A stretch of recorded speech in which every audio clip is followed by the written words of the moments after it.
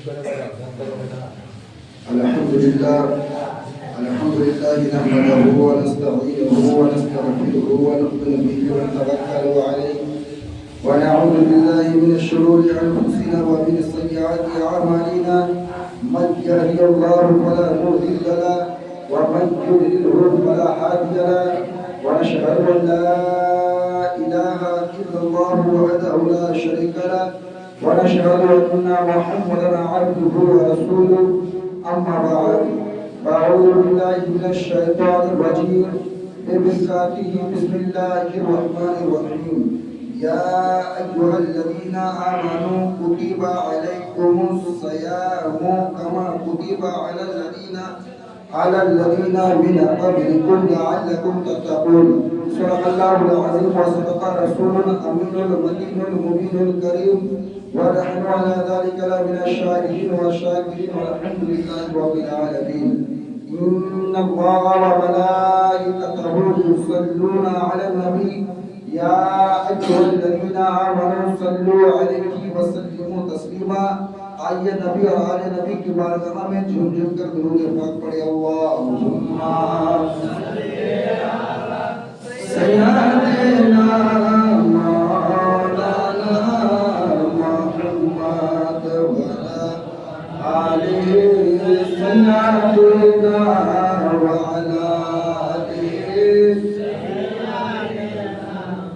مولانا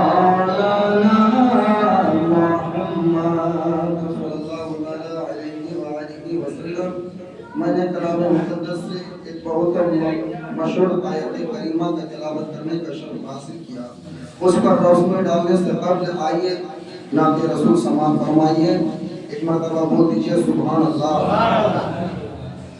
کس کو معلوم ہے کس کو ہے یہ پتہ، رب تعالیٰ کو محشر میں کیا چاہیے، کس کو معلوم ہے کس کو ہے یہ پتہ، رب تعالیٰ کو محشر میں کیا چاہیے، کہ کس کو معلوم ہے کس کو ہے یہ پتہ، رب تعالیٰ کو محشر میں کیا چاہیے، رب تعالیٰ کو محشر میں کیا چاہیے، ہر کسی کو خدا کی رضا چاہیے، ہر کسی کو خدا کی رضا چاہیے، اور خدا کو نبی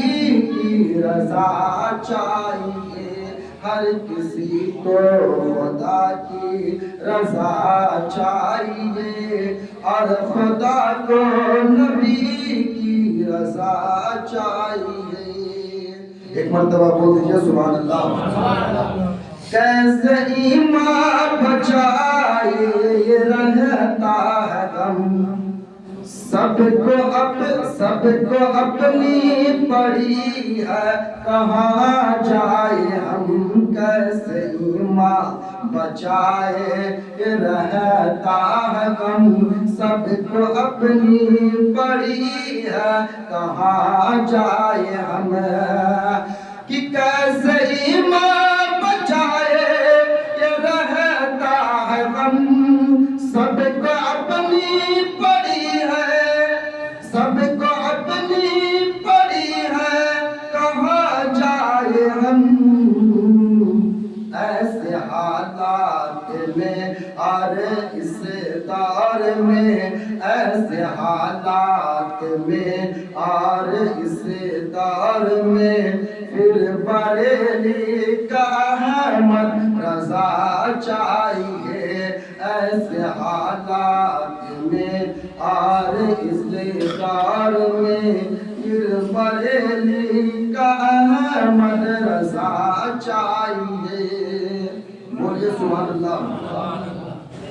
رب نے قرآن میں کر دیا فیصلہ، عشق ہوگا نبی سے تو ہوگا بھلا، رب نے قرآن میں کر دیا فیصلہ عشق ہوگا نبی سے تو ہوگا بھلا کہ رب نے کر دیا قرآن میں فیصلہ عشق ہوگا نبی سے تو ہوگا بھلا جتنے گستاخ ہیں جائیں گے نار میں جتنے گستاخ ہیں جائیں گے نار میں خلد کو عاشق مصطفیٰ چاہیے خلد میں عاشق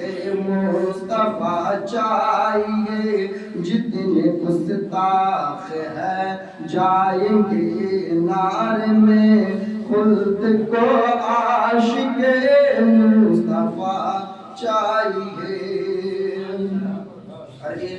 شعر بھی سماعت فرما دیجئے. تھے 72 مگر تب تبا یاد کرے حسینی تو پھر کربلا یاد کرے تھے 72 مگر تب تبا یاد کرے حسینی تو پھر کربلا یاد کرے کہ تھے 72 مگر تب تبا یاد کرے حسینی تو پھر کربلا یاد کر ظلم کا سر یہاں کاٹنے کے لیے درود پڑھ جاؤ.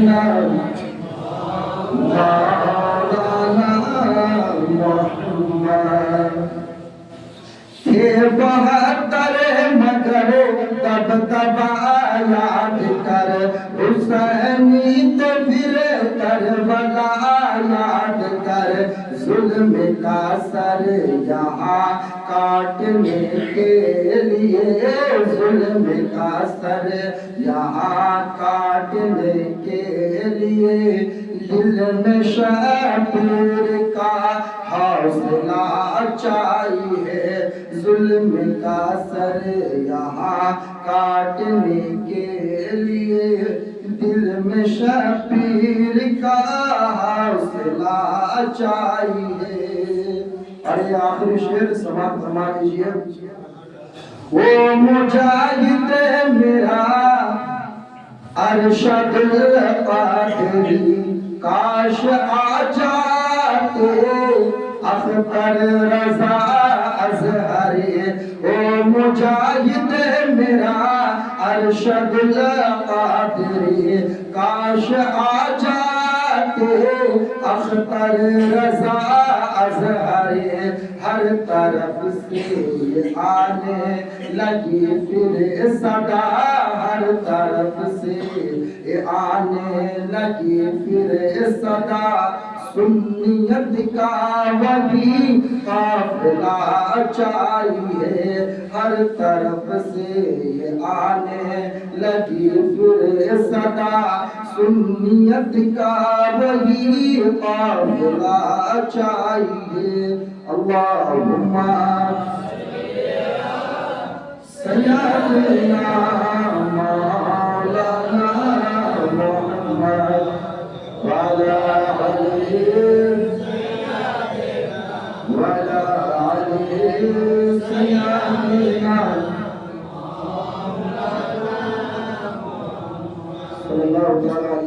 اللہ تبارک و تعالیٰ کلام مقدس میں ارشاد فرماتا ہے یا ایھا الذین آمنوا کتب علیکم الصیام کما کتب علی الذین من قبلکم لعلکم تتقون. ترجمہ سنیں. اے ایمان والو تم پر روزہ فرض کیا گیا ہے. اس کے اوپر جو بولا ایمان والوں کے اوپر ایمان کے لیے نہیں. اے ایمان والو تم پر روزہ فرض کیا گیا ہے جیسے تم سے پہلے لوگوں پر فرض کیا گیا تھا تاکہ تم پرہیزگار ہو جاؤ، تاکہ تم پرہیزگار بن جاؤ، پرہیزگار ہو جاؤ۔ بولیے سبحان اللہ۔ اب ان میں سے جتنے بیمان ہیں وہ بے گھر روزہ دار، جو بیمان ہے وہ بے گھر روزہ دار ہے، اور جو ایماندار ہے وہ روزہ دار ہے، کیونکہ اللہ تبارک و تعالیٰ قرآن میں فرمایا کہ اے ایمان والوں تم پر روزہ فرض کیا گیا ہے۔ اب سمجھ لیجیے بات، قرآن کی بات ہے، میری بات نہیں ہے۔ بولیے کہ مولانا صاحب بنا کے بول رہے ہیں، آئیے دیکھ لیجیے۔ اسی وجہ سے آپ کے سامنے ہی ہم آیت کریمہ کو نکال کے پڑھاتے ہیں۔ کیا بتا اللہ تبارک و تعالیٰ اے ایمان والوں تم پر روزہ فرض کیا گیا ہے۔ اب جو مسلمان ہے وہی ایماندار ہے، لیکن آپ ایسے مسلمان کہ روزہ نہیں رکھ رہے ہیں، آج بازار کی طرف جا رہے ہیں تو بہت سارے انسان کو دیکھ رہے ہیں اپنی ہی چوکی کی سنٹولا کے کہ بازار میں کھلم آم کھا رہا، کھلم آم۔ برادر اسلام، غیروں کا اگر اتہاس پڑھیے گا تو پتہ چلے گا ایک پنڈت کا لڑکا ایک دن بازار میں رمضان کا مہینہ تھا اور کھانا کھا رہا تھا، کچھ خرید کر سامان کھا رہا تھا۔ وہ پنڈت غصہ میں آتا ہے، وہ پجاری غصہ میں آتا ہے، اور آنے کے بعد اپنا بیٹا کو تماشا لگا دیتا ہے۔ بولیے سبحان اللہ۔ اور کیا بولتا ہے کہ مسلمانوں کا روزہ ہے اور تم کلم آم کھا رہے ہو، لیکن آج اپنا ہی آدمی کھا رہا ہے، دوسرا آدمی کھا رہا تھا، باپ مار رہا ہے، مارنے والا بھی باپ، کوئی دوسرا آدمی نہیں۔ لیکن اللہ تبارک و تعالی بہت بڑا رحمان ہے، رحیم ہے، اس انسان کو ہدایت فرماتا ہے۔ وہ انسان کہ جب موت آتی ہے تو کلمہ پڑھ کر مسلمان ہو کے مرتا ہے۔ آپ بولیے کیسے مریے گا؟ آپ کا موت کیسے آئے؟ کلمہ پڑھ کے آئے گی موت؟ نہیں آئے گی۔ شراب پی کے ہی موت ہے، جوا کھیل کے ہی موت ہے۔ اب سدھریے گا تو سدھریے، کتنا پیار سے بولا جائے گا آپ کو۔ آپ مسلمان ہیں، آپ کو خود سے اپنا ہوش کرنا چاہیے، خود کا ایمان بچانا چاہیے۔ لیکن کل ہندو کھا رہا تھا، مارنے والا ہندو اپنا لڑکا کو، لیکن وہ غیر ہے، وہ اگر کھائے تو ہم کچھ نہیں کر سکتے ہیں۔ لیکن جانتے ہیں بادشاہ کا اگر حکومت رہتا ہندوستان میں، صرف ہندوستان میں ہم لوگوں کا حکومت نہیں ہے، یہ سرکاری حکومت ہے، اور یہ دبدبہ ہندوستان میں مسلمانوں کا نہیں چلتا ہے، غیروں کا چلتا ہے۔ برادر اسلام، لیکن شریعت میں آتا ہے اگر مسلمان کی حکومت رہے اور وہاں اگر کوئی بادشاہ رہے اور کوئی اگر مسلمان بے روزہ دار رہے تو بادشاہ کے اوپر لازم ہے کہ اس کا سر قلم کر دیا جائے، اس کا سر قلم کر دیا جائے۔ لیکن آپ کب ہوش میں آئیے گا؟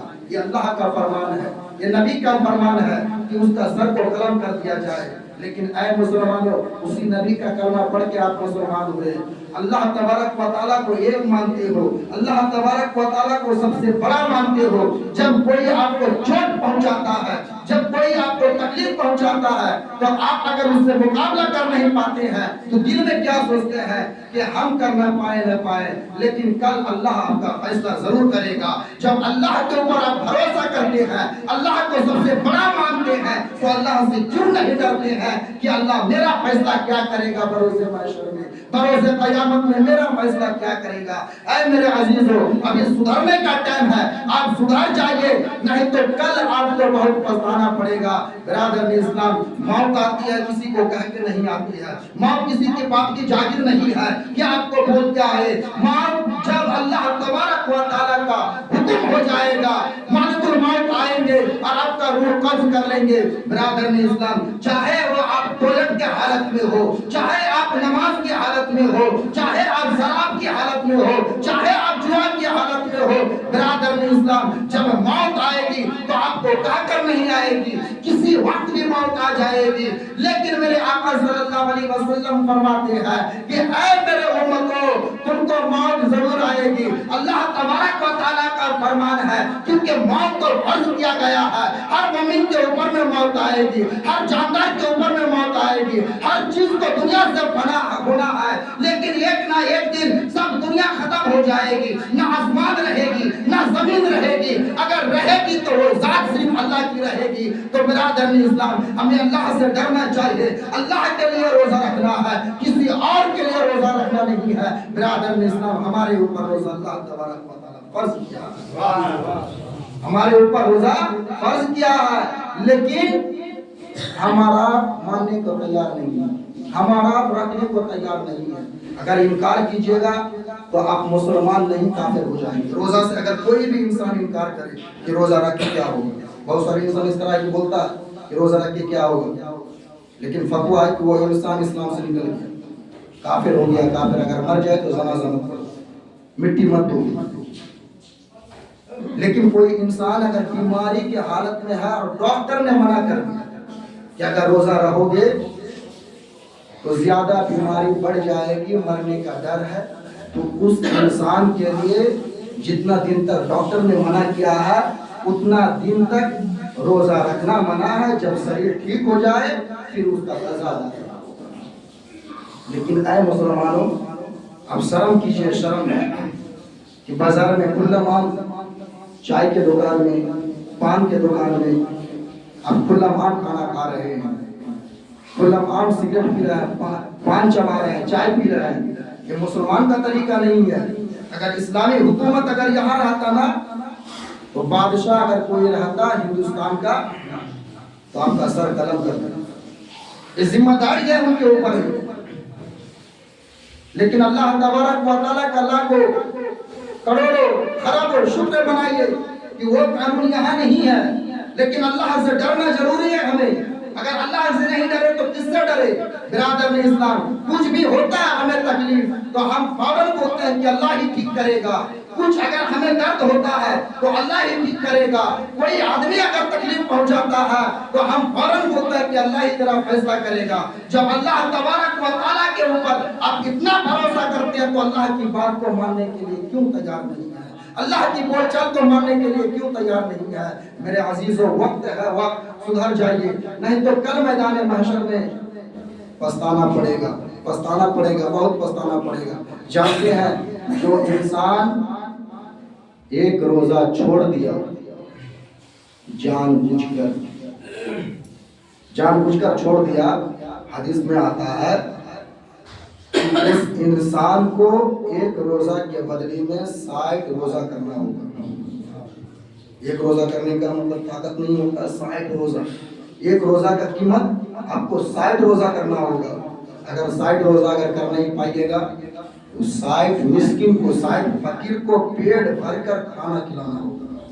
یہ بھی ہمارے اندر میں طاقت نہیں ہے، نہ رکھ سکتے ہیں نہ کھلا سکتے ہیں، اور نہیں تو ایک دمبا دینا ہوگا، ایک جانور ذبح کرنا ہوگا، گائے ہو، کھسی ہو، بکری ہو۔ لیکن افسوس کہ ہم صرف نام کا مسلمان رہ گئے ہیں، کام کے مسلمان نہیں ہیں۔ آج بولیے گا کہ حضرت اگر کمائیں گے نہیں تو کھائیں گے کیا؟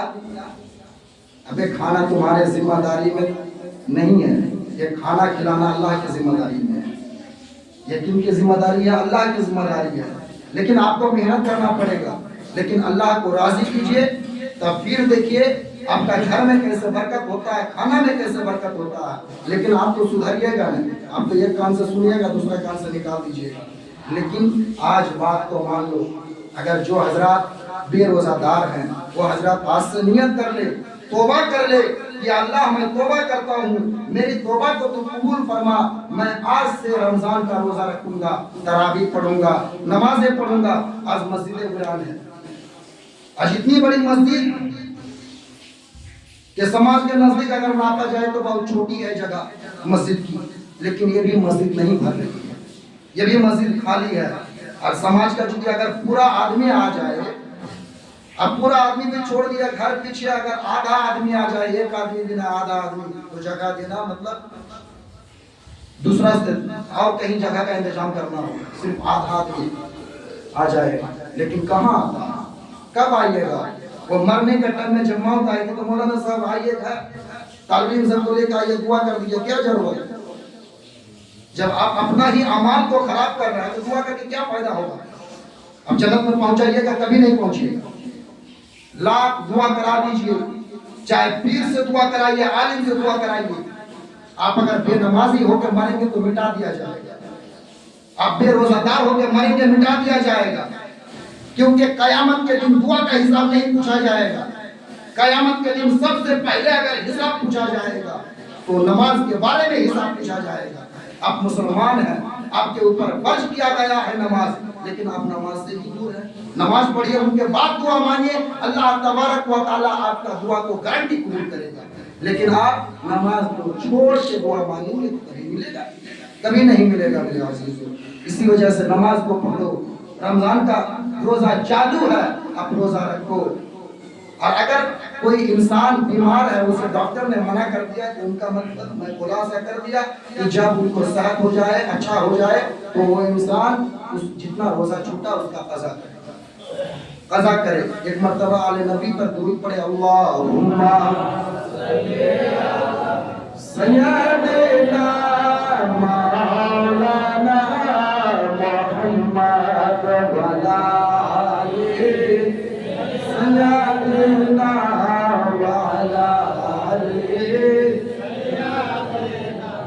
مولانا محمد صلی اللہ علیہ وسلم۔ اور ہمارے اندر سب سے زیادہ کمزوری کیا ہے جانتے ہیں؟ علم کی کمزوری ہے، لکھائی پڑھائی کی کمزوری ہے۔ اگر اس کو ہم مضبوط کر لیں گے تو انشاءاللہ سارا گھر میں روزہ دار ہوگا، سارا گھر میں نمازی ہوگا۔ لیکن ہم اسی چیز سے پیچھے ہیں۔ بنیادی جو تعلیم ہے اور ہماری جو مین پلر ہے، جب آپ گھر بناتے ہیں، 5 منزلہ گھر بنائیے گا، 2 منزلہ گھر بنائیے گا، تو قلم کی ضرورت ہے کہ نہیں؟ پلر کی ضرورت ہے کہ نہیں؟ تو اسی طرح اگر آپ ٹناٹن مسلمان اور ٹناٹن سنی مسلمان بن کے رہنا چاہتے ہیں تو آپ کو علم کی ضروری ہے۔ اگر علم نہیں رہے گا تو آپ کو کبھی شیطان دھوکہ دے گا، کبھی ابلیس دھوکہ دے گا، کبھی کوئی دھوکہ دے گا۔ لیکن آپ کے اندر جب علم رہے گا تو آپ کو دھوکہ دے نہیں پائے گا۔ میرے عزیزوں، ایک طالب علم مدرسہ جا رہے تھے پڑھنے کے لیے، لیکن شیطان آیا، آنے کے بعد بولنے لگا راستہ میں، جیسے مکتب ہے اسی طرح گھر سے بچہ جا رہا تھا، لیکن شیطان راستہ میں آ گیا اور آنے کے بعد پوچھنے لگا کہ کہاں جا رہے ہو بابو؟ تو بولنے لگا کہ مدرسہ جا رہا ہے۔ تو بول رہا ہے کہ مدرسہ چھٹی ہے، بند ہے۔ لیکن وہ بچہ کیا بولا کہ چھٹی ہے تو پہلے میں اپنا ہاتھ سے دیکھ کے آؤں گا، اس کے بعد میں وشواس کروں گا، آپ کی بات میں وشواس نہیں کروں گا۔ جب جا کے دیکھ رہا ہے تو مدرسہ چالو ہے، استاد پڑھا رہے ہیں، بچہ واقعہ سنایا کہ حضرت اس طرح راستہ میں پیش آئی، تو بولنے لگا کہ وہ کوئی انسان نہیں تھا بلکہ شیطان تھا۔ تو برادر اسلام، شیطان کا مقابلہ آپ اس وقت کر سکتے ہیں جب آپ کے پاس میں علم ہوگا۔ آپ اگر جاہل ہوں گے تو کہیں بھی آپ کو شیطان اٹھا کے پٹک دے گا، لیکن آپ کے پاس میں اگر علم رہے گا تو آپ کو نہیں پٹک پائے گا۔ پٹکنے کے مطلب کہ آپ کو برباد کر دے گا، آپ کو گڈھا میں پھینک دے گا، آپ کو گناہ میں دھکیل دے گا۔ لیکن آپ کے پاس میں اگر علم رہے گا تو شیطان آپ کو نہیں بہکا سکتا ہے۔ ایک دن ایک شیطان ایک عالم کے پاس میں گیا، عالم کے پاس میں جانے کے بعد ایک سون لے کے گیا، سون جو سب کچھ کھیلنا سیکھنے والا، کپڑا سیکھنے والا، تو وہ سون کو لے کے جا کے بولنے لگا کہ حضرت یہ سون میں جو سوراخ ہے جس میں ہم لوگ سوتا بھرتے ہیں، دھاگا بھرتے ہیں، تو اس سے کوئی بندہ پار ہو سکتا ہے، کوئی انسان پار ہو سکتا ہے؟ تو عالم دین فرماتا ہے اگر اللہ چاہے تو پار ہو جائے گا، اللہ چاہے تو پار ہو جائے گا۔ لیکن یہی امتحان آپ سے لیا جائے تو آپ یہ کر دیں گے، آپ کیا بولے گا؟ باپ پاگل، کوئی پار ہو سکے گا انسان اتنا چھوٹا سوراخ سے؟ لیکن وہ عالم کیا جواب دے رہا ہے؟ اگر اللہ چاہے تو پار ہو جائے گا۔ لیکن میرے عزیزوں، جب آپ کے پاس میں علم رہے گا آپ ہر چیز سمجھیں گے، اگر علم ہی نہیں تو آپ بہت کمزور ہو جائیں گے۔ اسی وجہ سے اپنے بچوں کو اعلیٰ تعلیم دو اور سب سے پہلے شریعت کی تعلیم دو۔ دنیاوی تعلیم کے ساتھ ساتھ شریعت کی تعلیم جو ہمارے اوپر فرض کیا گیا ہے، اس تعلیم کو دیجئے، آپ پھر دیکھیے ان کا کتنا فائدہ ہوتا ہے۔ لیکن 2 منٹ میں بات کو میں سمیٹنا چاہتا ہوں، وقت کی بہت قلت ہے، لیکن بات اگر کروں تو بہت لمبی ہے۔ آج کل لوگ اپنے بیٹے کو عالم نہیں بنانا چاہتے، آج لوگ اپنے بیٹے کو مولانا بنانا نہیں چاہتے۔ وجہ کیا؟ کہ مولوی رہے گا 6,000 7,000 8,000 تنخواہ دے گا، جس طرح ہم ہی کو 8,000 روپے تنخواہ دے رہے ہیں۔ اہمیت سے حضرت نہیں دیتا بہت انسان اپنے بچوں کو مدرسہ میں پڑھنے کے لیے، مدرسہ میں جائے گا پڑھانے کے لیے 10,000 ملے گا، 8,000 ملے گا، 5,000 ملے گا، 8,000 5 کا میں کیا ہونے والا ہے نا؟ یہی سوچ کے نہیں دیتا، لیکن کیا سوچتا ہے بچے آدمی انسان کہ میرا بچہ اگر پڑھائیں گے ماسٹر بنے گا، نوکری لگے گا، پولیس بنے گی، نوکری لگے گی تو وہ انسان اچھا زندگی گزارے گا میرا بیٹا، یہی سوچ ہے۔ لیکن برادر اسلام، آپ کا بیٹا کو آپ عالم بنائیے، لیکن ہر مسلمان کے اوپر روزہ فرض ہے، نماز فرض ہے، مالدار ہے تو زکوٰۃ فرض ہے، مالدار ہے تو حج فرض ہے، اور سب سے پہلے اسلام میں اگر کوئی انسان داخل ہوتا ہے تو کلمہ شریف فرض ہے، کلمہ شریف فرض ہے۔ لیکن امامتی کرنا فرض نہیں ہے، مدرسہ میں پڑھانا فرض نہیں ہے، لیکن علم سیکھنا فرض ہے۔ کیا سیکھنا فرض ہے؟ علم سیکھنا فرض ہے۔ اب آپ اپنا بیٹا کو عالم بنائے نا، مدرسہ میں مدرس گیری کرنا اور مسجد میں امامتی کرنا یہ فرض نہیں ہے، یہ ایک اچھا کام ہے، نیکی کا کام ہے۔ لیکن اگر مدرسہ میں پڑھاتا ہے تو مدرسہ کا کمیٹی کو چاہیے کہ اس کو اس طرح تنخواہ دے دے کہ اس کا پریوار چل جائے۔ مسجد میں اگر رہتا ہے تو مسجد کا کمیٹی کے اوپر میں ضروری ہے کہ اس کو اس طرح تنخواہ دے دے کہ ان کا پریوار چل جائے، دین کا کام صحیح سے کر پائے۔ جب آپ کے اوپر میں پریوار کا اگر دباؤ رہے گا تو آپ دین کا کام نہیں کر پائیے گا۔ تو ہمارے اوپر میں کیا فرض ہے؟ نماز فرض ہے، روزہ فرض ہے، حج فرض ہے، زکوٰۃ فرض ہے، اور علم سیکھنا فرض ہے۔ لیکن ہم اس چیز کو یاد رکھ کے اپنے بچوں کو پڑھائیں۔ یہ ضروری نہیں ہے کہ ہم امامتی کے لیے ہی پڑھا رہے ہیں، ہم مدرسہ کے لیے ہی پڑھا رہے ہیں۔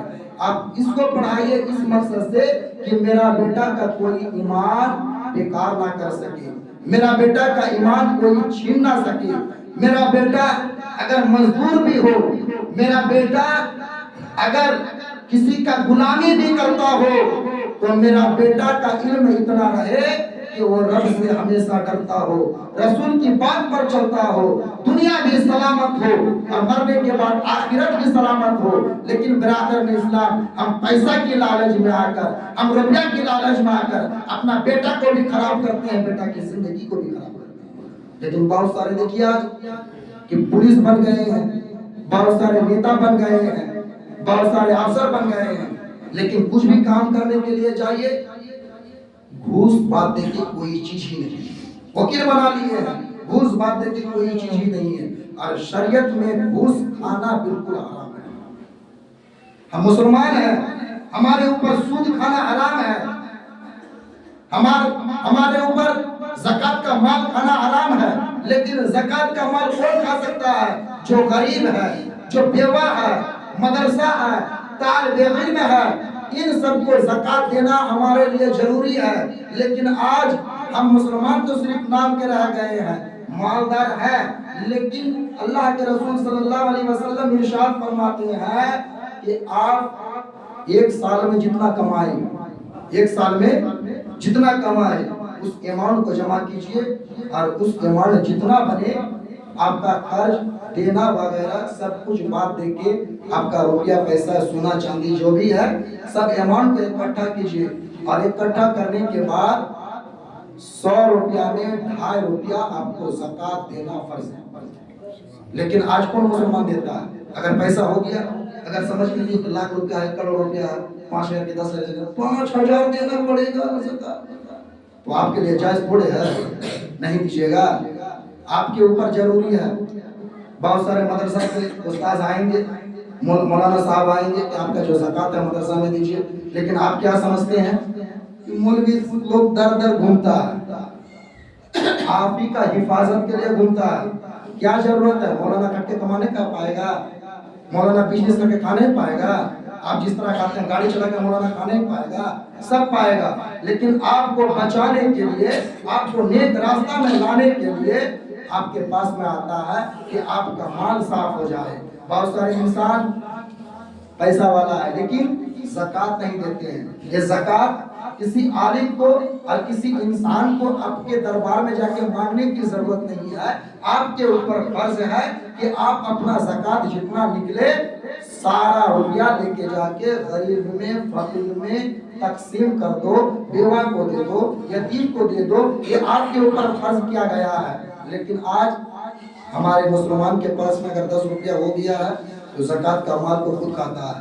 اب بولیے کہ آپ کے پاس میں 1,00,000 روپیہ ہے، اب 1,00,000 روپیہ میں 2.5 روپیہ 2.5% بات دے دیجیے، کتنا بچے گا؟ کتنا نکلے گا؟ 2.5%۔ تو جو بھی نکلے تو آپ اگر اس روپیہ کو نہیں دیجیے گا اور سارے روپیہ کو کھا لیے یا اس روپیہ میں سے 1 روپیہ بھی کھا لیے، 1 روپیہ بھی کھا لیے تو آپ کا مال 1,00,000 روپیہ تھا نا، لاکھوں کا لاکھ حرام ہے، پاک نہیں ہونا۔ تو مال کو پاک کرنا ضروری ہے۔ جیسے جو انسان کسان ہے، وہ انسان جو کھیتی باڑی کر رہا ہے تو ان میں بھی غریب کا حق رکھا ہے اللہ تبارک و تعالیٰ۔ وہ عشور کے نام میں زکوٰۃ ہے، مال کا زکوٰۃ عشور کے نام میں ہے، روپیہ پیسہ کا زکوٰۃ 2.5% کے نام میں ہے۔ لیکن بہت سارے، صرف یہاں کے بات نہیں، سارے دنیا کی بات بتا رہا ہوں کہ کوئی بھی مسلمان کہیں بھی رہے، اگر وہ کسان ہے اور وہ اپنے کھیت میں اناج کو بوتا ہے اور بونے کے بعد میں جو فصل آتا ہے، اگر اپنے پانی سے اگر وہ کھیت کو جوتتا ہے، بہت اس طرح بھی ہوتا ہے کہ بارش نہیں ہوتی ہے تو مشین کے ذریعے سے پانی دیتا ہے، بورنگ کے ذریعے سے پانی دیتا ہے، تو اس میں کیا ہوتا ہے؟ پیسہ خرچ ہوتا ہے جیب سے۔ تو اللہ تبارک و تعالیٰ فرماتا ہے کہ اس میں سے 20 حصہ کرو، جتنا مال ہوا کھیت میں 20 حصہ کرو، 19 حصہ کو اپنے پاس رکھ لو اور 1 حصہ کو غریب میں بانٹ دو۔ اور اگر بارش کی پانی سے آپ کا کھیت میں فصل اگا ہے، اب پانی اپنے جیب سے نہیں دیا، بارش کی پانی سے، جھڑی کی پانی سے، تو آپ کو کیا کرنا ہے؟ اللہ تبارک و تعالیٰ فرماتا ہے کہ 10 حصہ کرو، 9 حصہ رکھ لو، 1 حصہ بانٹ دو۔ لیکن آج کہاں مسلمان کر رہا ہے؟ تو کیوں مسلمان پریشانی میں نہیں گرے گا؟ کیوں مسلمان کے اوپر میں پریشانی نہیں آئے گی؟ اپنا مال کو پاک صاف کرو، پھر دیکھو اللہ تبارک و تعالیٰ اس سال سے زیادہ آپ کو دے گا۔ بہت سارے انسان اب اسی مہینہ میں فطرہ نکلے گا، فطرہ ہر مسلمان کے اوپر فطرہ واجب ہے، ہر مسلمان کے اوپر فطرہ واجب ہے۔ اب فطرہ کا کیا رقم نکلے گا؟ تو بازار کے حساب سے، جو بازار میں گیہوں کا ریٹ چلتا ہے 2 کلو 45 گرام، اس گیہوں کا قیمت لگا لیجئے اور اس پیسہ کو نکال لیجئے۔ بہت سارا انسان بولے گا کہ بازار کا ریٹ سے 40 روپے کی 45، اتنا روپیہ نکلتا ہے تو میں کیا کروں؟ اتنا روپیہ نکلتا ہے تو آپ کیا کیجئے گا؟ جو حق ہے اسی کو نکالنا ہوگا۔ آپ جب دنیا میں آئے ہیں، مسلمان بن کے آئے ہیں، تو اللہ کی ہر بات کو آپ کو عمل کرنا ضروری ہے، تب آپ کامیاب مسلمان ہوں گے۔ اور نہیں تو اگر اللہ کی بات کو نہیں مانیں گے تو آپ نام کے مسلمان رہ جائیں گے، دکھاوٹ کے مسلمان رہ جائیں گے، لیکن واقعی میں مسلمان نہیں رہیں گے۔ لیکن آپ کا دنیا کو اچھا کرنا ہے، آخرت کو بھی اچھا کرنا ہے۔ میں یہاں سے اپنی گفتگو کو ختم کرتا ہوں، وقت بہت ہو چکا ہے۔ بولنے میں کوئی الفاظ اگر ہم سے غلطی ہو گئی ہے تو رب کی بارگاہ میں توبہ کرتا ہوں۔ آپ حضرات بھی توبہ کیجئے اور اپنی زندگی اچھی بنانے کی کوشش کیجئے۔ اگر آپ کو میری طرف سے کوئی تکلیف ہو گئی ہے تو چھوٹا بھائی سمجھ کے معاف کر دینا۔ توبہ پڑھیے، استغفر اللہ ربی من کل ذنب واتوب الیہ، لا الہ الا اللہ محمد رسول اللہ صلی اللہ علیہ وآلہ وسلم۔